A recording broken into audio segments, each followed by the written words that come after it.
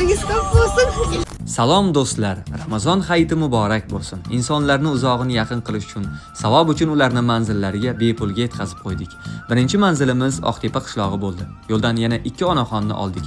Ular pul tutishdi. Ularga bepulligini aytdim. Xursand bo'lib, rahmatlar aytib tushishdi. Oqtepaga ham yetib bordik. Yonimdagi otaxon va ularning ayollari niyatlar bildirib duo qilishdi. O'zim ham qilgan ishimdan rosa xursand bo'ldim. Qaytishda Bulung'urga yana odamlar oldim. Yonimdagi ayol bepulligini eshitib juda xursand bo'ldi. Ko'zlariga yosh ham oldi. Kun ajoyib o'tyapti.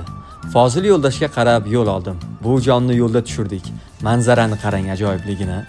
Muslima qizlarni ham duosini oldim. Bolalaringiz, qorinlaringiz, ilohim hojatlar bo'linglar. Qaytishda yamalarni ham begona qilmadim.